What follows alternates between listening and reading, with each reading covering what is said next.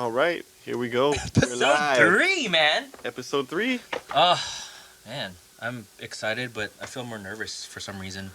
Because we've covered everything on the album. And now So we actually have to talk to each Now other. it's real It's conversation about to time. get all real up in here. But it's okay because you know what? I came prepared for once in my life. Came with notes. So I'm still coming down from this last show that I actually got to come watch you play. You got to open for Silverstein this past Wednesday. Yep. You were playing drums in Above Reproach. Yes. And I was lucky enough to be the one to bring you to the gig this time. And I noticed you had some, I don't know if it was anxiety, pre-show ritual. Yeah, if you call that a ritual or just the pre-habit of everything that I go through for a gig. You were definitely not podcast Zach. You were in the zone, freaking and I fire. told you that during the car ride, like said, "Don't talk to anxiety me." and stress. Yeah, no, I get very antisocial, even though I am already in public. So I made him listen to Weezer. You did? Did you? I don't know if you guys listened to our last one, but he loves Weezer. Yeah. But anyways, I go more into detail in episode 2, I think. But yeah, no, you were definitely. Yeah, I was something was different. I'm always in a state of mind. I wouldn't say it's negative. It's like, getting in the zone for It's it's like a game. Championship game mode. That's Yeah. what it looked like. Like LeBron was just getting ready to go out there and have a 50-point game. Maybe like a Muggsy Bogues. I wouldn't put LeBron on me. I mean, I appreciate it, but yeah, ain't no Kang. But yeah, I always get in this zone of being antisocial, only because I'm just focused on the gig, trying to go through the set list in my head as best as I can. Even though that morning I forgot everything that I would play on the drums. So How long have you been playing with Above Reproach? Maybe 3-4 years, around there. 4 years, maybe? I don't remember. And this was the first gig back over at Crossroads at Hawaiian Brian's too, right? Yeah, And this first is one a you guys gig. done in almost a year? I'm not too sure. There was a 2-band feature. Was that I Set to Kill? Oh, that's right. That I forgot was recent. when. Was that mid last year, maybe? Yeah, it was more recent though. Yeah, and then that definitely was that was the last gig with Above Reproach. Like, jeez, that felt like a while ago, actually. Oh, it's good that Underworld was able to throw something, because this is the first show of the year for Underworld Promotions, one of the promotions out here in Hawaii, and they bring Silverstein down, and Silverstein always kills. But I guess this time they had a bit of trouble because they're coming from the Philippines. Yeah, they're coming from the Philippines, and if you haven't heard, if you're listening right now, they just dealt with a huge volcano that just messed up their travel plans, which they almost didn't make it. They landed the day of soundcheck. Yeah, I was reading they paid out of pocket to get here. I was Oh, reading. jeez. That's what I read. Yeah. Wow, I did not That's know pretty that. cool. Yeah, I guess they were supposed to be at the venue 3 days earlier, or just be in the islands like 3 days earlier, but And it's the night of the show. yeah, night of the show, Gosh. like they were late to soundcheck because they landed late, but they did it. They killed it. They're professional. They had energy. Yeah. Oh yeah, That was they pretty brought cool. it. Yeah. It's like One of they them- always kill it, but every time they come, it's always on a new level, and then that it proved on Wednesday. Yeah. And the new setup also at Hawaiian Brian's at Crossroads, very, very nice. It was a very good Yeah, experience. if you haven't been to Hawaiian Brian's or the Crossroads venue, it's something else now. It's at a whole new level. They always upgrade things. You get that extra HP points. Stand and deliver. Yeah. So if you haven't been there in a while, they got a whole bunch of LED screens and animated stuff, and along with new audio gear, so it just makes the stage. Oh, it sounded amazing. Stage presence and Nice everything and you hear loud just and sounds crisp. like, jeez, I don't know. I wouldn't know how to describe it. Like if you were to watch like a huge act like at Blaisdell or something like that, it does justice to like even the opening bands. Like it sounded so good. Yeah. And there was 3 opening bands that night. They started the night off with. Started with Complex. Complex was a local band from Waipahu. Above Reproach. You guys, and the last guys was Enders. Enders. That was my first time seeing them in Complex. I enjoyed both sets. Yeah. Like you hear the full potential of a band when they get treated well with the audio and the visuals. Like you can see them all on the same plane. It was I don't know. It was pretty cool. Like I was kind of taken aback. Like, oh, jeez. Well, it's good to see. Good to see you guys up there. Good to see you guys back. And then, of course, you on drums. I have the privilege of creating an album with you where you played the drums. So, watching you do that live is always a treat for me. Jeez, yeah, like it never gets easier for some reason. Like you figured doing cardio and stuff would help.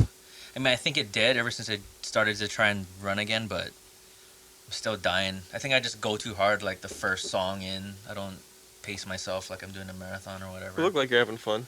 Yeah. You look like you're having a blast. If I keep remembering to breathe, then I'll be okay. So we discussed, I guess, pre-show anxiety, pre-show ritual, just feelings, getting in the zone. Once it's time to play, what do you focus in? Does that mood change? Does it snap into gear?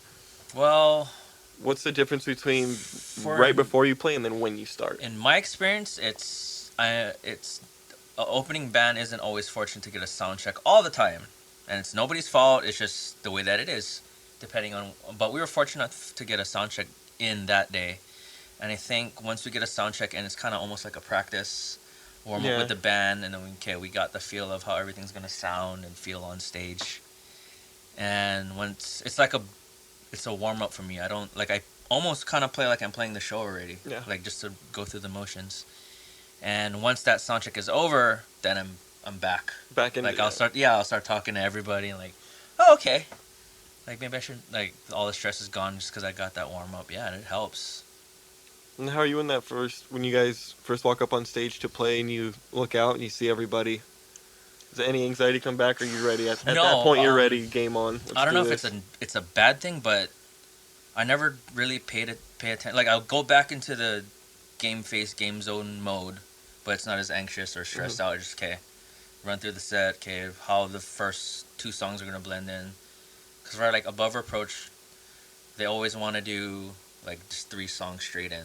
Yeah. So, like, if I mess up 3 songs straight in, then that's a wrap on how I feel about the gig already. Only because, like, you rely on the drums, like, just to carry, like the set most of the time. Like, if the drums, like, mess up, like, you'll hear it. Some people will hear it. Some people will hear it, but 80-90% of that crowd has no idea when a band messes up. I mean, then it's probably just me. But as for, like, looking on the crowd, it never hits me until, like, the 3 songs in. Once I get into the grooves, like, oh, there's a lot of people here. And then that's when I start smiling too much and make, like, weird dead face to, like, people. Did you throw out your drumsticks at this show? Did I throw? Did you throw out your drumsticks? No. I only did once, and then selfish. I probably got paranoid, like I hurt somebody. He was keeping those Vic breaths all for himself. I mean, well, to be honest, I bought 6 sticks from a local guitar shop. And he shreds through sticks, guys. And I broke 2 pairs at the practice previously to the gig. So, do the math. That's not that much sticks left. Of course, I could have went to the get some more sticks on my lunch break, but I'm not going to do that. Homie don't play that. So, covering you playing drums, and you play lead guitar and sing with me and Beware the Bear. Yes.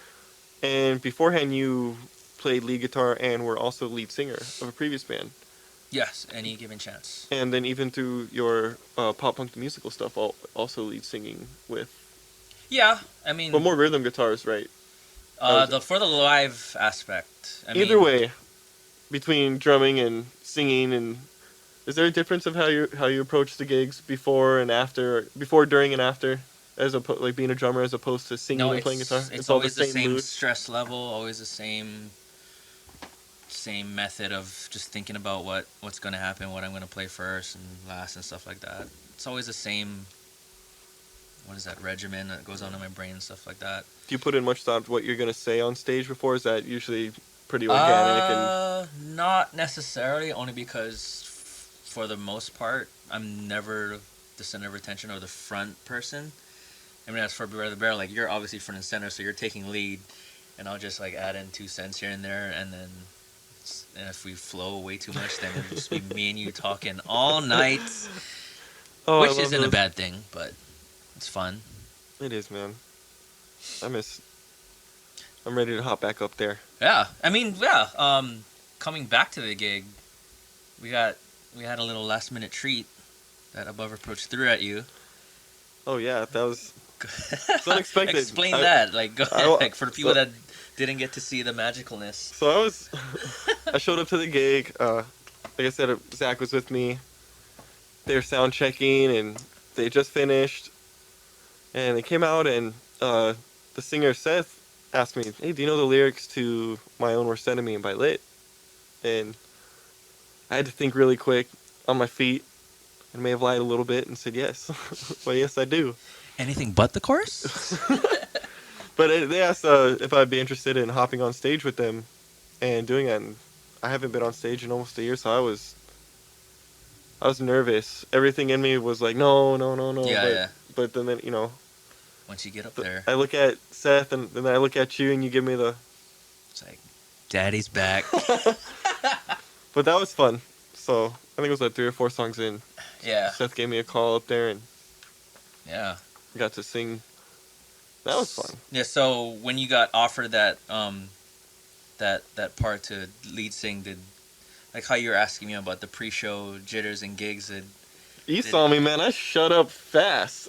Well, yeah. Now you understand like how I would get antisocial. Yeah, it's not because of the mood. It's just that you're getting in that zone. Like you're focused on the lyrics because it was thrown at you. I mean, if you had time to prep, it wouldn't be as stressful. But and then because then we're going into it. And in my head, I have the tempo of how you hear it on the radio, just the normal, almost like it'd be a karaoke version. And then I'm told, we're gonna do like the punk rock style, quicker. And I was like, okay. And then as soon as we kicked in, luckily you're on drums, and for some reason or another, I was like, okay, fusion time. And then it kicked in, and I can hear the guitars, and Jake's a badass on bass, so everything kicked in. You said you were thrown off when I did the I guess sort of punk part for the verse. Yeah, so it went in, and I was like, okay, but luckily I'm good at singing fast, so I adapted pretty quick.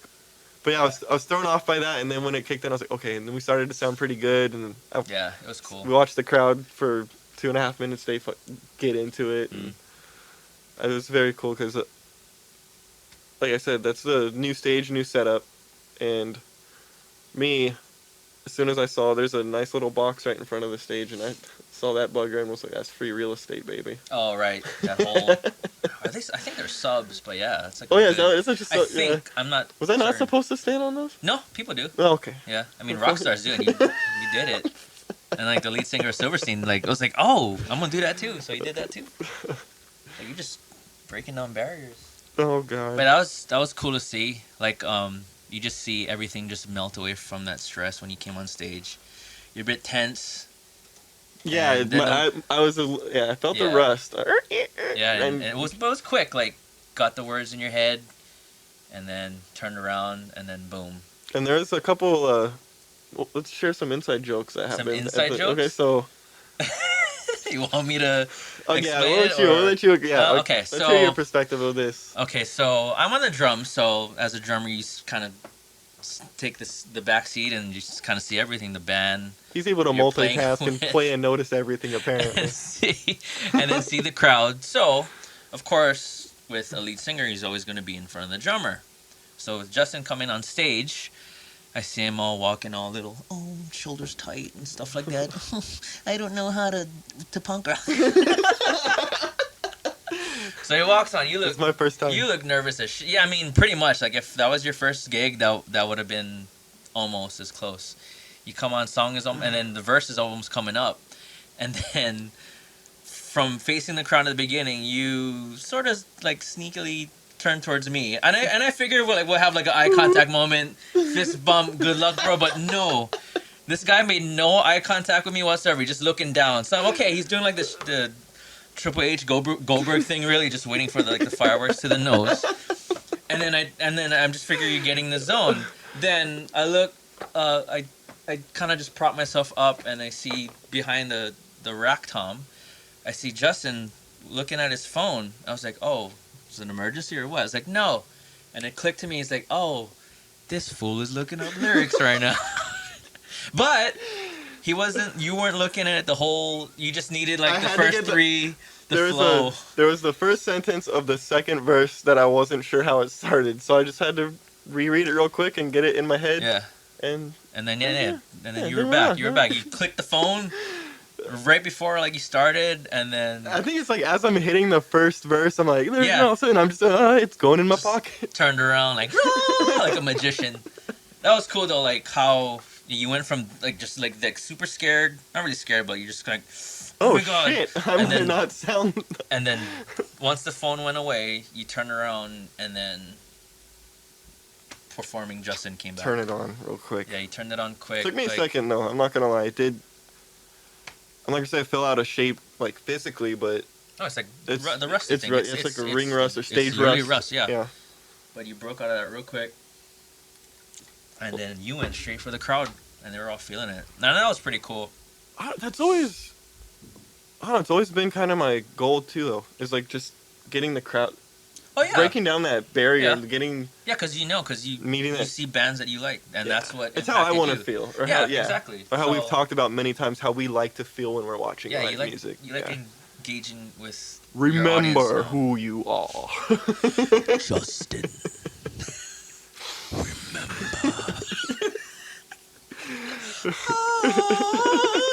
Cue the rain. But yeah, I mean, well, something that was really cool to me is just seeing you perform again, like in the front as a front man and lead singing. Did you have any moments where it felt reminiscent of Beware the Bear days, like any of those little? That's what flashbacks. Yeah. Like, oh man, like I miss like that feeling. And huge shout out to Above Reproach for having me up there too, because that's not the first time they've let me party with them on stage. And yeah, I think prior to that did you do Damn It or was it All the Small Things with Above Reproach? I think I've done both of them actually with you guys. Geez. Yeah, and I think those are on my YouTube channel. I can't remember. Yeah, so check them out. Have an Instagram? AR808HI? Yes. For Hawaii, something like that. I will post the links, the accurate links. If you're watching the YouTube, it'll be in the description. Yeah. As long as other stuff that we will discuss tonight, which I don't know. But that was pretty cool. Anything else you want to talk about that gig? What else happened? Also, something else happened, other than the phone thing. In regards to the same song? No, just like an inside joke thing that night, something that happened that night. It didn't necessarily happen on stage. I hope. Oh, you're going that way. Yeah, we're going that way. Okay. And so I had a Truly or two. As you know, that's get on it. So we went. I had maybe one or two, and by the third one, I was okay. I shouldn't be drinking that much anyways. And so after two Trulies and getting my third one, I said, "Oh, you know who would enjoy this? My buddy Zach. He's down over there cruising. Just got done playing drums. Crying, feeling bad about myself. Just had a great performance. Everybody's high-fiving him, slapping him on the ass. So I bring him a Truly. You know, here you go, man. Here, the Truly I didn't want. Yeah. But unbeknownst to him, I had placed a... Well, actually, before I even get into that, what happened? I handed you my Truly, and then what happened? You handed me a Truly. I take a couple sips. But it doesn't really hit me. I'm just figuring, okay, there's something just lingering around. And take another sip. I was okay, something's up with this can. And then, not really my thing to look at the can. Like Justin doesn't smoke menthols either. Yeah, like Justin, there's no Icy Hot gum or like Salon Pass Airheads, right?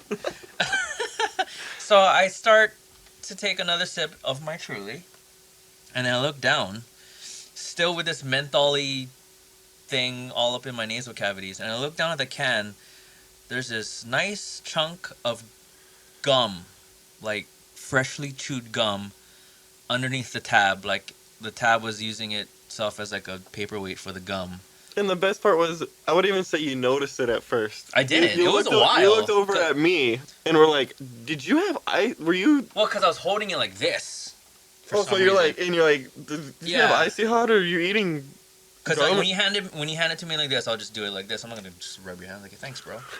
Thanks, Daddy. So I'm drinking like this, and I'm looking at you doing this, not even looking at the damn piece of gum. It's loud in there, right? So I can't really say, "Oh yeah, my gum is." So I just reach over and He looked horrified. He looked so violated. I felt so bad. It's like I'd rather have hair in my food than a piece of gum. Oh, that was interesting. I still probably didn't fully process that. that's fine. That was a good night though. Good Chain of turnout. events. A lot of people. I think we're the only two that noticed that whole gum interaction. But it's Yeah. still funny. Still worth it. Yeah. Love it. Do you normally do that? The gum on Yeah, the well, soda tab? because I had a fresh piece of gum in my mouth, and then when they handed me the Truly, I was like, okay. And then I set my gum there, and I usually drink it. And I do that too, but never on drinks that I give to people.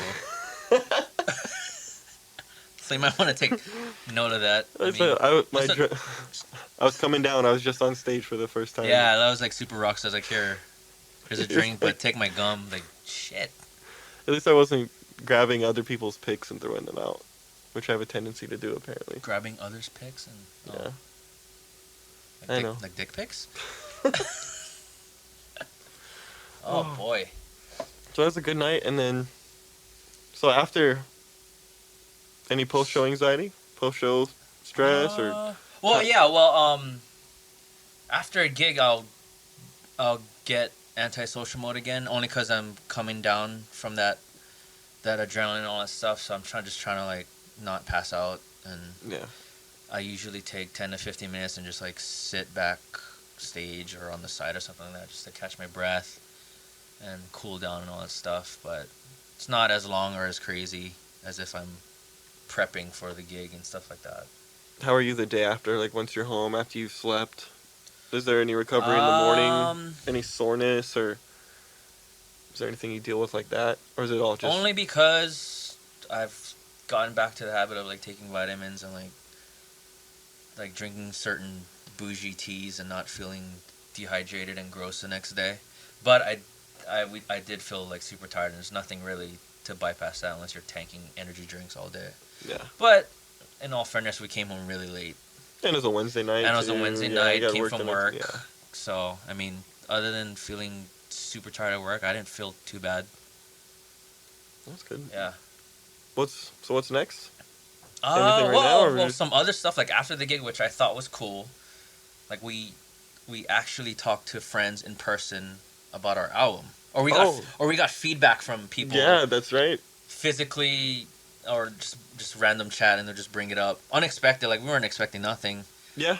And then it was surprising to see. I didn't get asked personally, but to hear it overheard talking to you, it's like, it's like, when's Beware coming back? It's like, are you doing gigs soon? It's like, damn, like, it's very, very nice to feel. People are talking, man. Yeah, they're talking and they're asking questions. Even Jack misses us opening, so I was like, oh man. Soon. Soon. Exactly. It'll just like we did the album, yeah. Yeah. I mean, that was priority. Finish the album, we did it. Keep checking those IGs and those social medias, and one day you'll see it. You'll see the Beware the Bear show. Like just random drop. Boom. Kind of like that. Me too. Tell us what you guys think about that. If you listen to this podcast and like right now, call us. All right, 1-800 Audio Ramen. 1-800 Bear Me. Bear meat?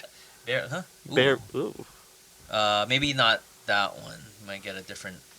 Yeah. Weird so one. it hasn't even been a month since we released the album. I honestly didn't keep track of it. Almost. Almost, yeah. Yeah, almost. It's Christmas and it's the 17th. So next week. Damn. Did it feel that long? No. It feels like we just released it. This month is kind of flying by too. I mean, that kind of happens. Yeah, this month is already more than half over. We're getting older. Does that happen to you? Time just going by way too faster. Fast. Yeah. But when you're at work, it's slower. Maybe I don't know. No, yeah, man, work. Oh, 3 hours of work today. Jeez. That was my gas. That was my gas this morning. Do you still go to gym at your area? No, I haven't gone to the gym since this time last year. For some reason, I find that refreshing after work. Gym. Yeah. Not like. Yeah, you do go to the gym straight after work. I always do. Oh yeah, cause like for some reason I get like I'm like really dead tired during work and after work. But once I hit the gym to either run or do something. Do you gym the day of gigs? I would have, but like no, I couldn't because I got off at 4, and then we had to be there like at 5:30. Yeah, right. But then again, gym was right there, right outside of Hawaiian Brian's, 24 right there. But that probably wouldn't have been an ideal thing to work out. Probably. Maybe I should have jogged or something like that, but that's not a thing. But yeah, I feel like super refreshed. Like I feel better. I don't feel irritated and all that stuff from driving from traffic. What's tougher on your body? Do you think playing drums or guitar? Well, drums because my cardio sucks.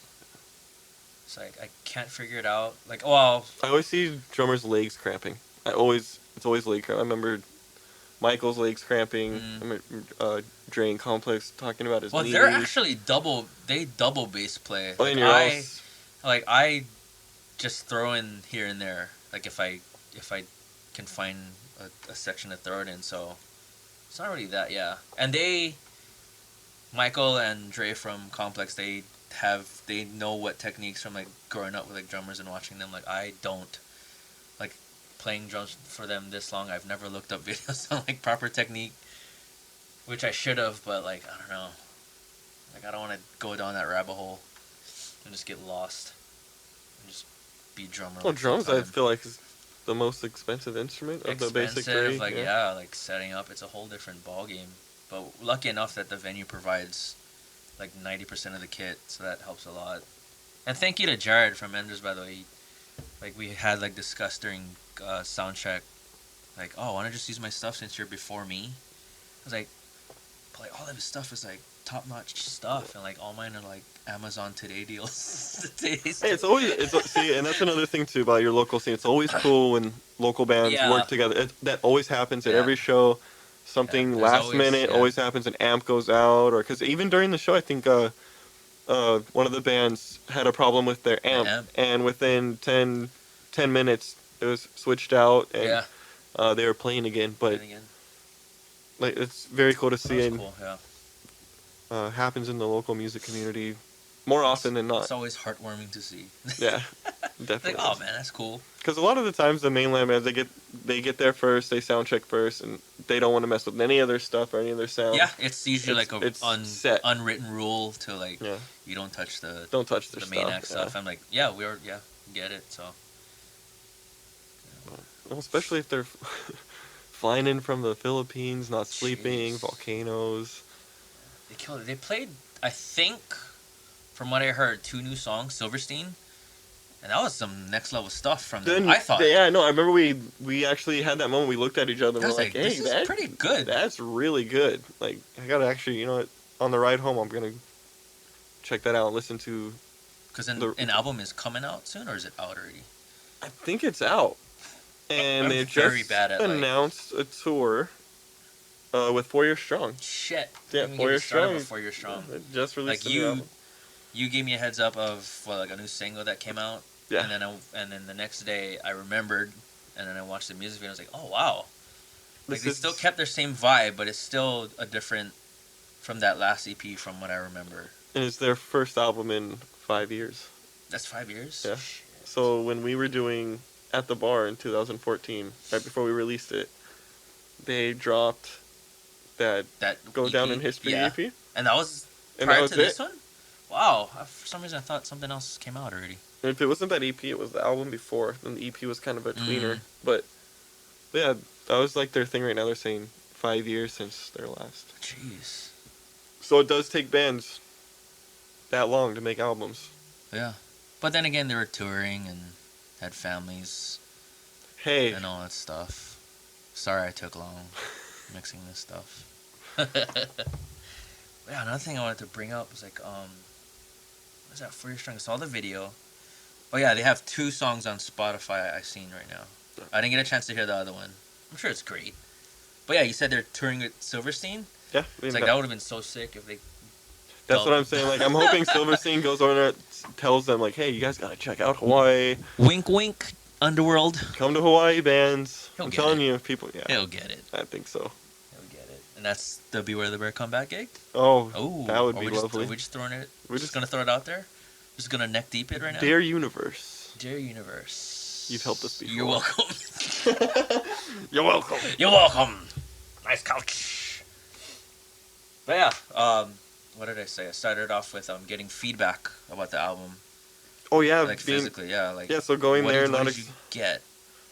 So I mean, yeah, it's sort of the same stuff that we would see online, but it's a whole different. It's a whole new animal life when you're when talking to people and you can read their face and how they're. I can't keep eye contact when they're like complimenting that. I was like. And the one cool thing is, you don't reach everybody in social media either. So.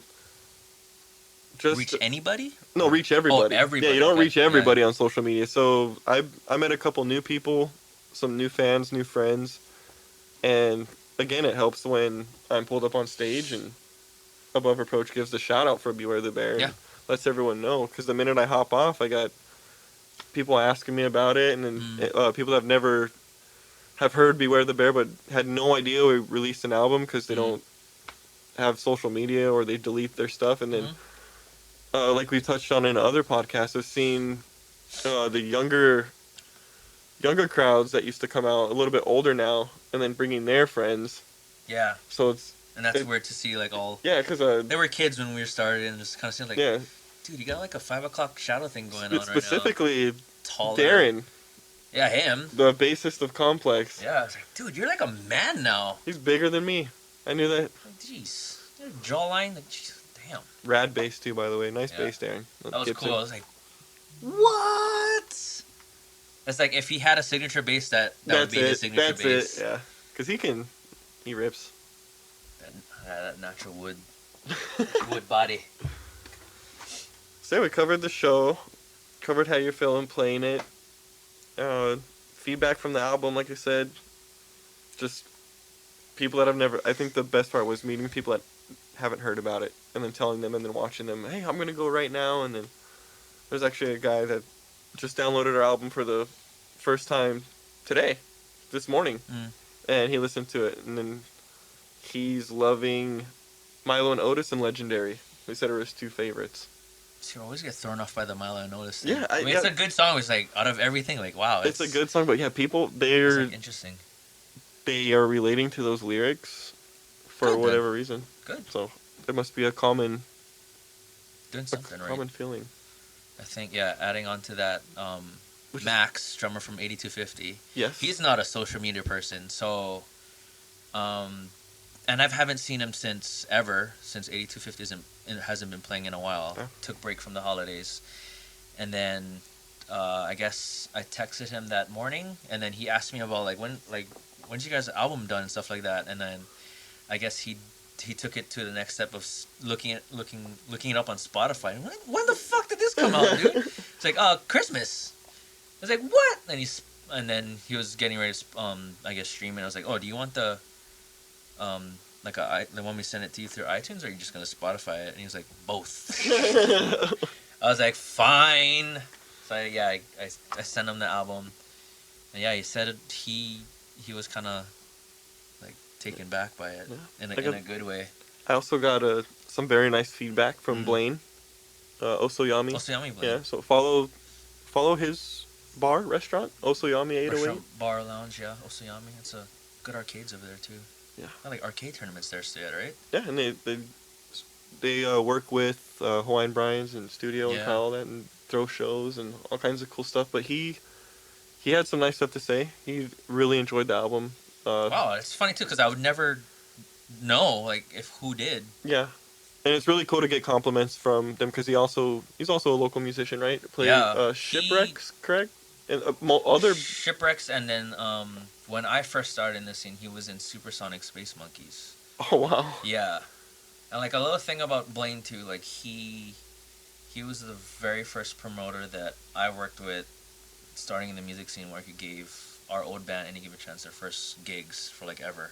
You just ready for it to come full circle? When it was he had this place called Detox, and then it changed to Sound House. Oh wow, that's before. And then he had this other place called, I think it was called The Spot. It's all leaving my brain right now. And then it went to Station. That's when I came into the music scene. Was Station. He had the Loft in Chinatown. Oh man, see, I don't even know. All these cool venues. Wow. All these cool venues that he had, and had all these bands. Yeah, thanks, Blaine. He gave us. He's about the local music scene. Yeah. Yeah. And Station 808 was always fun. Yeah. Because even though it was small and tight, that was the best. Yeah, remember the farewell show for stations? Yeah, I haven't seen it that packed.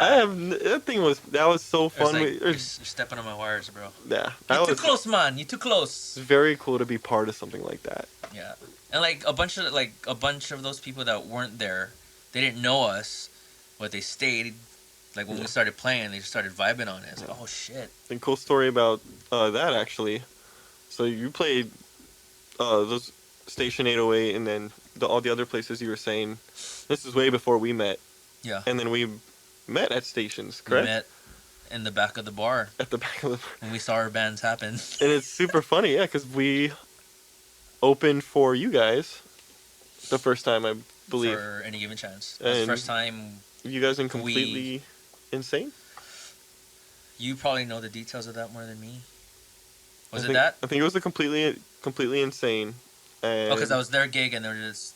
That was their. They were on the flyer. But yeah, I remember we opened for you guys. Gig. Yeah, we played. I was in a band, Gypsy Knife Fight, and then Any Given Chance, and then with the next gig after that, we played together. We actually got to throw the show. We were emceeing or whatever. Guys.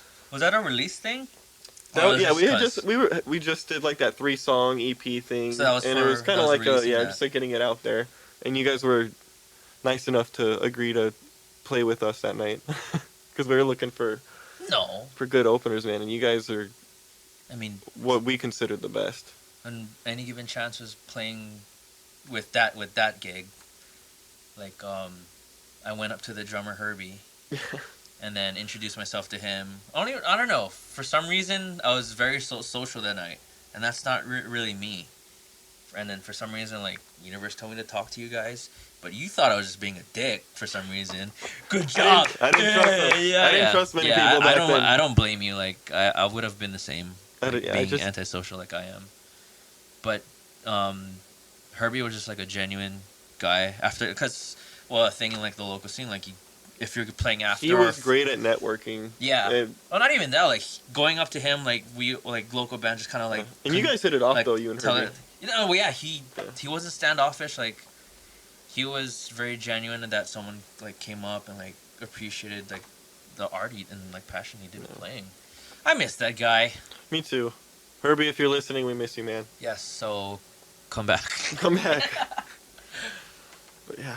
No, that's when you started showing up, because I was living with him at that time. Yeah. And then I'd come over and you guys would be watching Walking Dead. It's like I knew of your band prior, and I knew of Herbie prior to that, but you and I were never friends until that. Well, I was a little... Until I was a little ruffian back then. Yeah, well, yeah. We all go through phases, I guess, but... And then, I think my band ended around the same time as yours, and then... Yeah. From the 2 times we played together, we knew how each other's styles were. That's why I was so surprised when you hit me up, because I felt like I did give off that shitty vibe, like that very standoffish vibe. So when I was approached by you, the initial thoughts that I had, just being me at that time, was like, oh man, maybe he's doing this to like make fun of me, or like, you know what I mean? And then we started because something happened, like I already had trust issues because of past experiences, so like, but then the minute understandable. The minute you started devoting time to At the Bar, like had me record the rhythm, and then all of a sudden you're on your computer and then jumping on drums, laying down bass tracks for it. Well, not even Dropboxing and stuff, and like I could see it in you were very genuine. And then I mean, like before that, because like since I was friends with Herbie the drummer. Yeah. Like, because I guess you guys at the time didn't know where to record, where to practice, so I'm like shooting all this stuff in front of her. Dude, we were going to that place by Midas in Waipahu. EMS. Yeah, is it? Yeah, EMS, which is no longer here. Yeah. I miss that place. That's a cool place. That was such a crazy experience. That was the first time I ever got to use like a Marshall half stack and a... Oh, like I was using a Les Paul back then. Nice. That was cool. Yeah, like I guess you guys didn't really know other practice areas. Because where did you guys practice before? The house? Herbie's house? In that room. Jeez, in that room? Yeah, and the cops would come and... Oh, shit. Herbie would always have to shut me up because, I always got something to say. Yeah, what? You can't do nothing. Yeah. It's just sound. Calabasas. Get him, Herbie. Oh. Get him, Herbie. Herbie? Where'd you go? Herbie? Oh. Yeah, we didn't get friends until like, was it a big gap from Herbie leaving and all that stuff? I don't really remember much much of those times too, because all the crazy stuff that was just happening. Yeah. But yeah, from when we became friends to the release of At the Bar to Beware the Bear, I feel like that happened fairly quick. Yeah. But it was all unexpected. We didn't. Yeah, we didn't. That was the craziest part. We didn't have any plans. Had no plans to do this, and then it's kind of like the podcast. Yeah. It was unintentionally. I think that's what makes it fun. Like I think we came to terms like, oh yeah, we're doing this on our own accord, our own dime. Like we're not contracted to do stuff. Yeah. I mean, love to get paid for doing this, but oh well. Yeah. Or even some free Trulies or. That'd be great. I did get this shirt from Locomotion though. It would fit, even though I'm not fit. I'm wearing. Here we go. Hulkamania. Oh, it's the Hulkamania shirt. I thought it was a Niners thing. Oh, because I had my hat this way. Ah! Inception. Sunday. Against Green Bay. We're going to shred that cheese, baby. Ooh. And Saturday is the UFC Conor fight. Conor Cowboy. So I was watching some of the pre-fight stuff and the interviews. He's so zen. He seems very, I want to say humbled, maybe. What could be wanted to do. Yeah. I will humble you. You come. Give me a dress. Well, I think it did something. And you know what? May have awoken a different beast. Exactly. We'll see, though. Only time will tell. Yeah, only time will tell. Yeah. I mean, honestly, I'm scared because it's either a good thing or a bad thing that he's this zen, but the bigger part of me just wants him to go nuts once that bell rings. Well, the last time he was this zen, he was knocking people out left and right. True. So, does have rust, though. Speaking of, touching back on rust, there's stage rust, ring rust, because it's been, a year, 2 since he's fought? I don't remember, honestly. Had to have been a while. Yeah. But that Cowboy's a beast, too, though. Yeah. Like, there's no joke. Who are you rooting for? McGregor, man. Now I'm going McGregor all the way. I'm rooting for him, too, only on the fact of that whole redemption factor. Yeah. Like, losing, he's in a different place, it seems like. So, for him to win would be meaningful and not gimmick and commercial-like, I guess. It's always very cool to see someone with that much energy. Because I enjoyed his cockiness. I enjoyed his trash talking. He's a genius. But to see him humbled like that, or not even humbled, like you could tell it's humbled, but maybe not because of a beating. Maybe because he's realizing, like, hey, I can do more damage, like being focused and not being drunk off proper 12 or whatever and running around throwing shit at buses. Hitting old men in bars. Because that's what he's saying. He hasn't drank in a couple months. And I mean, I've been paying attention to him for a while. It looks like he's in great shape. Yeah. I can't really speak on how people fight, or I'm not a good analyst, but just as a sports fan. Yeah. Yeah. I don't know. I was very, very impressed with the whole Zen vibe. Like, I'm like, I want to get to that. Like, I want a person to be like that. Like, just watching his interviews, like, all these interviewers were just trying to, like, egg him on and trying to, like, fish for some stuff. But, like, Conor was, like... But he still has that. No, but it was... Yeah, it's still there, but, like, he answered it, like... I don't know the word, but he was a gangster. What did he say? Like, I'm bread, and they're treating me like toast or something like that. Oh, man, like, he's answering everything, like, on point. Like a mafia boss or something. I can't describe it. He had a badass vest, too. The lion. There's like all... I don't think I saw that dude. One. Check it out. This was up for the recent promos? I didn't see that one. He's got always... I saw the weigh-in today. And another thing that was cool, that girl that kicked that guy's ass in that Best Buy, like, she already started working. Oh, yeah. She was already like... What do you call that? Like, just mediating the weigh-ins, I guess like the weigh-in security guard. Yeah, so she was, like, right there. I was like... She didn't even crack a smile, nothing. She wanted to. Like, watching the videos, like, she's holding in that smile. Because guarantee she's, like, thinking, like, shit. Well, what's fucking cool is... here. Dana White's rewarding what she was fired for. You know what I mean? She was fired for some... I mean, I guess policy and reasons, and I understand that, but she was doing the right thing, ultimately. she was doing the right thing. Morally, yeah. Morally. And that just goes to show, man. I wonder if she's gonna take that football offer. Did she really get one? Yeah, like a women's football offer. I'm not too sure if it's foreign, like European or dude, Australian or something like that. I haven't seen blocking like that since like the 90s. Yeah. Yeah. Like if Cowboy and McGregor like acted up that day, like she would have killed both of them. She grabbed them both by the scruff of their neck and just bonked their heads together. Yeah, she would have just Ric Flair backhand. Woo! Chee-hoo! Like, I don't know, it was cool to see that. Speaking of wrestling. Yes. Royal Rumble's coming up. I haven't followed wrestling in a while. Are you familiar with the Royal Rumble though? Of course, yeah. It's an old school 30-man battle over the top rope battle royale. Damn. Where's it now? Are they still doing the Abu Dhabi area and all that stuff? That's a once-a-year pay-per-view called Crown Jewel. Oh, okay. Yes, they do. They do go to Saudi Arabia. Yeah. But last time they were there, the Prince or King of Royal Rumble was there. No, they're just doing. They had their own. Oh, okay. Like Royal Rumble style thing, but the Prince of Saudi Arabia wouldn't let the wrestlers fly home. Wouldn't? Yeah. So they were about a day or two late, and they had to redo Monday Night Raw matches, and like he wanted them as guests or something like that, or I guess someone had said something, or Vince McMahon had pulled something, and there was kind of like a power struggle, and to prove a point, to prove that he was kind of like in charge. Stay, party more. Well, it's kind of how it was. He wanted them to stay and party, and Vince was like, "We got to go," and he was like, "Well, no, not on my watch."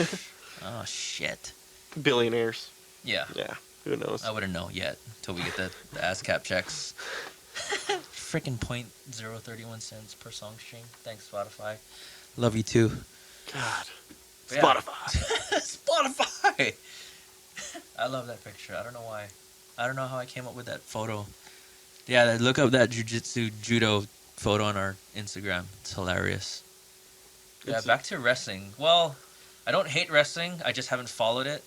But I don't know. Go back to the Royal Rumble thing. Like, is that just the main highlight? Just Royal Rumble? Like, yeah, so there's a few matches during the pay-per-view, but then the highlight is the 30-man Rumble. That's it? There's not like a... winner goes to WrestleMania and fights for a championship. So who's the guy right now? The two champions, one is Brock Lesnar, the other one is this guy, The Fiend, Bray Wyatt. But the weird thing about this year is Brock Lesnar has entered himself in the Royal Rumble. Entered himself? Like, what do you mean? Yeah, so he's going to come in number 1 in the Rumble. Yeah. Number 1? Yeah. Wow. And he's a champion, so if he wins, he could just potentially face nobody. But he's coming in first, so if he's like outlasting he's going to get eliminated. He should get eliminated. If he wins, I'll be very surprised. I know. Yeah. Jeez, 30 guys. Well, yeah. Well, for wrestling, I just haven't followed it in a while. Like, not because I hate it. I mean, obviously, the whole different vibe. Like, I grew up with the whole... Yeah, you grew up in the Attitude 80s, era. 90s, yeah. Raw, when Raw started and all that stuff. Like, I think when pre-Rock movie star... Oh, yeah, yeah. I think that's when I... When Rock and Stone Cold were going at it. Stone Cold, Shawn Michaels, all that. And then... I can't remember what exactly was going on. But it was definitely Stone Cold pre-Hollywood Rock.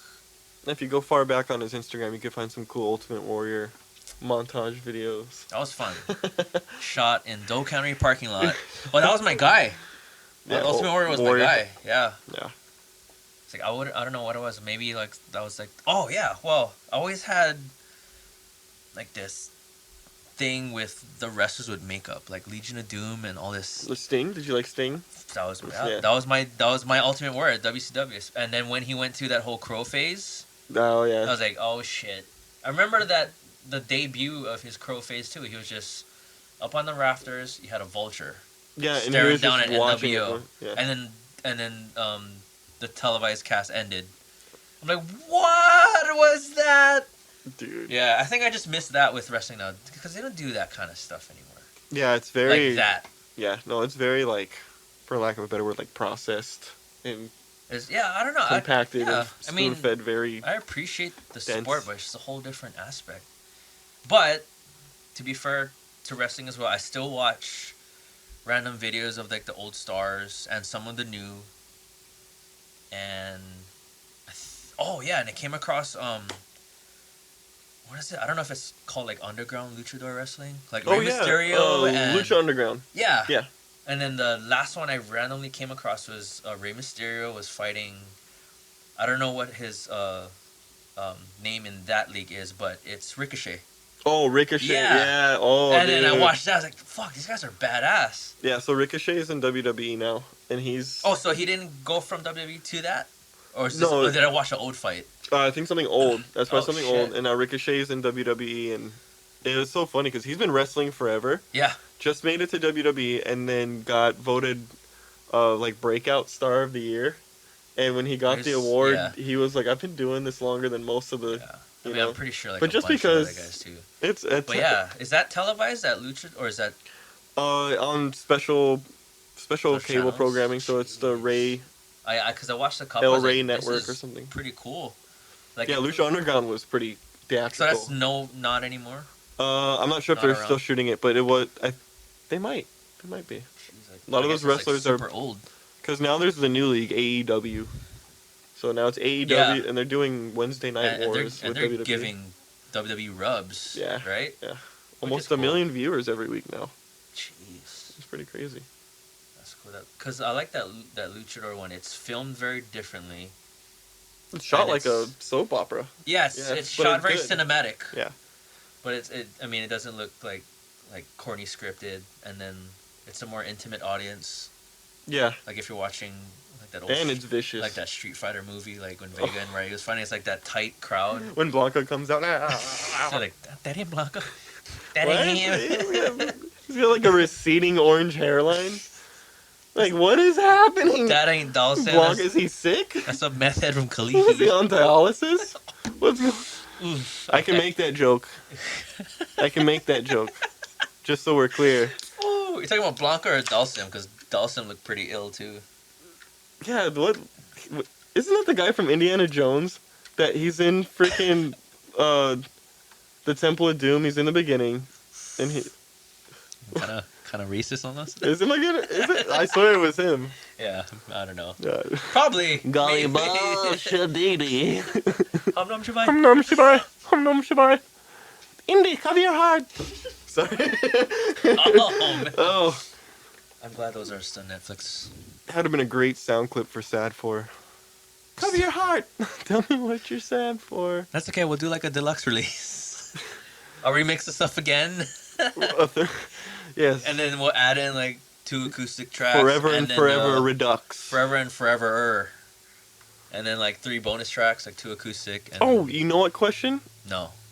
Yes, go ahead. This is why he gets fucking gum on his Trulies. What gum was that anyway? Dentine Polar Ice. Is that your thing, or you just whatever was at the checkout at the time? Oh, it's a very specific question. Just asking. You don't know people that are very. I have to get this gum. I know it is. So I like Polar Ice, and there is a reason actually. So I don't know if you remember the commercial. Because you're ice cold. Because he cold as ice. Cold as ice. I was supposed to say that. Damn it. So you eat the Polar Ice and you turn into a polar bear. So yeah, that's the whole reason I. Full circle to bear. Yeah. Okay. Rar. Rar. Rar. RAWRR. If one more of you send me that Roaring 20s emo meme. Or the robotic kidney thing. Oh my god. Don't send me another robotic kidney thing. I'm telling you right now. Don't. Yeah, you said you were going to ask me a question? Did it slip your mind? Oh.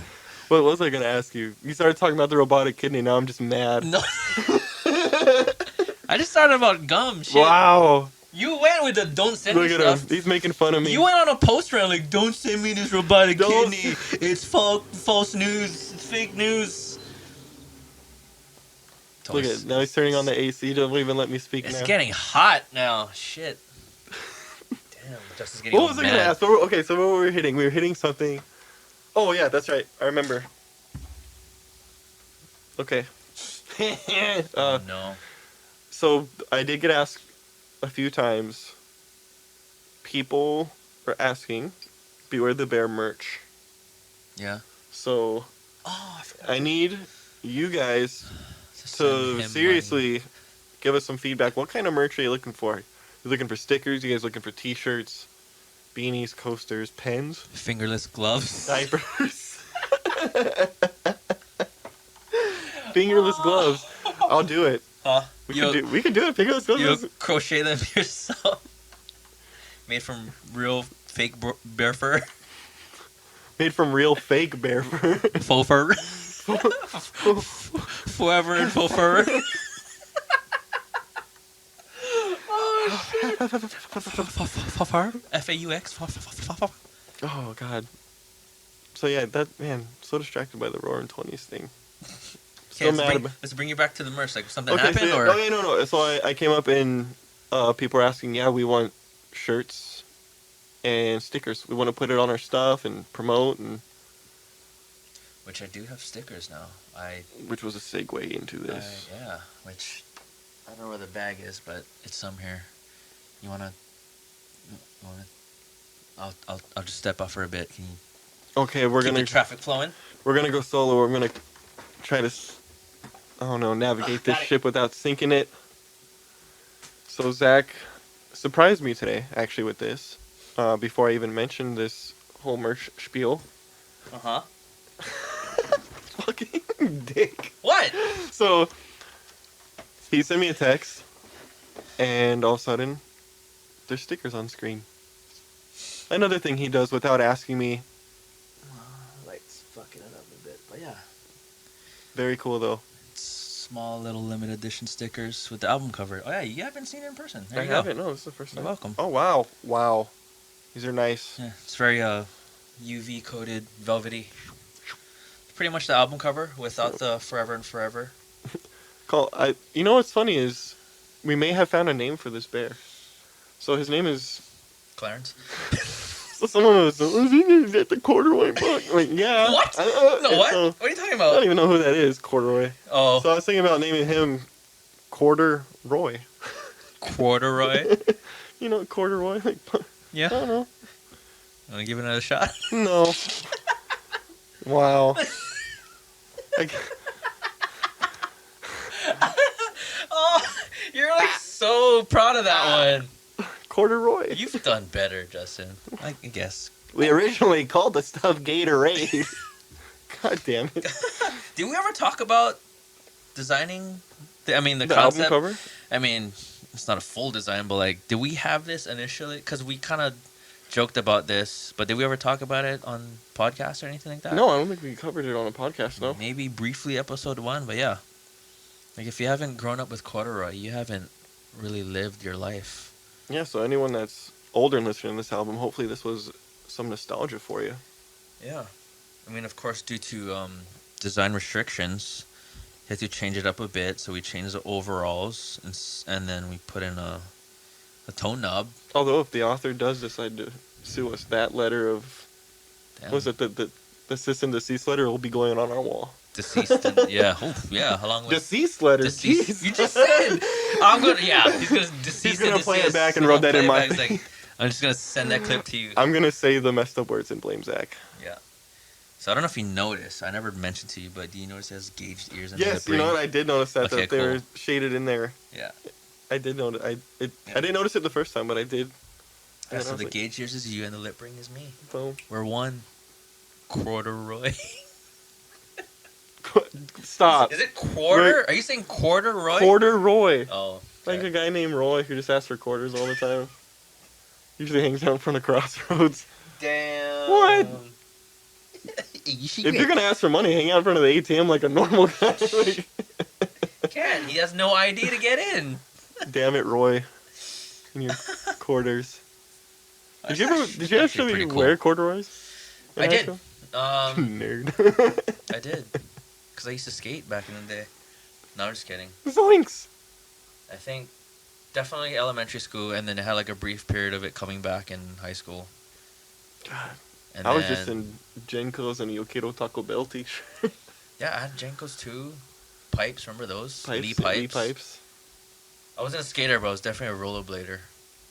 Is there like a trendy word for rollerblader? Inliner? Shredder? Fruit booter. Boom. Lee pipes. BS pants I had. BS belt. All the pants you wear are bullshit. And then high school, just converted straight to Dickies. You would. Don't. Yes. If this camera could only pan down. These aren't Dickies. It's wearing Mark Hoppus Dickies right now. They're fake Dickies. They're Dickers. It's Dicks. Corduroy Dickies. These are genuine. You can shut the fuck up about me wearing Dickies because you are wearing Dickies to the podcast. You got the knee padding pants on. You had the zipping knee the double. He's like, a fucking billabong. You can zip them into fucking shorts. It's like, oh, it's hot. Dude, I had those. I'm not even gonna lie, and I couldn't. The zipper got stuck, so yeah, like the half open. It's like open it and it just looked like an idiot. It's like futuristic cuts and jeans, but it's just a zipper open. You always remember that one weird kid too that always have like one sleeve off. I don't want to get my pants caught in my chain, so your chain's on the other side of your bike. What? It's like gangster pants, but you just. This is why you're failing English. Calabasas, cuh.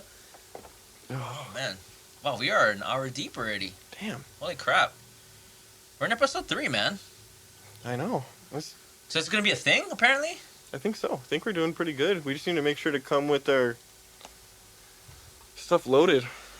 Because, I mean, I took some notes. Did we finish the notes? Yeah, we jumped through those notes in like 20 minutes. Not a bad thing. No, I mean, because it led to like other stuff. Yeah. It's actually cool. Like, I really enjoy covering the album and talking stuff, but this is also fun. Jumping into current events. Because we rarely get to talk kind of semi-professionally. Yeah. Because we'll get super stupid once this podcast is over. But yeah, like we find out different stuff about the band, each other, and kind of reminisce about recording and gigs and all that stuff. Hit a little bit of current events and just talk to you guys, see what's going on. Yeah. But we still haven't gotten statistics on this stuff yet. Like, yeah, we're still not even stuff. We're on all this podcast surprisingly on iTunes. We got approved really fairly quick, which is pretty cool. And of course on the Beware the Bear channel. Yeah, so we got this podcast going right now on Beware the Bear's official YouTube. Yes. On iTunes. Yes, on iTunes. And then we have links on Instagrams and Facebook. I'll do my best to do all the links in this video description. But yeah, everything should be accurate, I hope. If you don't, please let me know. Yeah, if you guys see anything weird, let us know. Let us know. Send it to us. Yeah, and also send us questions and stuff. We'll answer them on the podcast or... That would be cool. Yeah. Like if people just started just like, oh man. Send us some questions. Send us some weird challenges maybe. We can get cracking on some stuff like that. What else? Make sure to make it out to local shows. Support local. Yeah. You guys did a great job on a Wednesday night. Yeah, for that thank Silverstein you guys gig. for coming. Yeah, thank you guys. Thank you for, again, giving us the feedback if you were there at the show. Still tripping about that. Yeah, that's very... I get very weird. Like, like, you give me shit for, like, oh, you can't take a compliment. Yeah, no, that's... If you want to see me physically being weird... Compliment him. Yeah, I'll get no eye contact. Like, hands in the pockets. Superstar. Hands in the pits. Would you say you're your own worst enemy? Yeah. Yeah, but I know my lyrics, though. Thank you, Google. Did you Google that? It was up on my Safari already when they AZ lyrics. asked, so all I did was bring it up and just... Bing! Phone went on, like, locked for 30 minutes. 30 minutes. Well, how the turntables... I'm scared, I'm nervous, okay, here we go. It's no surprise of me. Get the fuck... Let me see you move! Let me see you open this pit up! It's an acoustic song. Yeah, I think we covered a lot. Anything we should touch up on? No, I think we're good. Good to cut it. Cut this one. And... Episode 3, we are deep in a minute 5. An hour 5. A minute, that's slang. That's what the kids are saying these days. A minute equals an hour, cuh. Jeez. I gotta stop saying that. hang out with people from Ramona one night and they go, taking all their stuff now. So make sure to take your vitamins, people. Yeah. And come back and see us again. Listen to us again. Yes, thank you for listening, everybody. This is fun. Please comment, like, subscribe, share, talk nice, talk shit about this. It'll motivate us somehow. Beware the Bear will be back soon at a venue near you. Oh, yeah. But not near us because it's in town. Coming for that booty. Ooh. Damn. Take him to dinner first, bro. Shimmy. I should just fade it out right there. Twinkle, twinkle. See you guys later. All right. Are we cutting this? See you guys next week. Hopefully, we can get this again. Nature Bear and Zach Manzano out. Bye.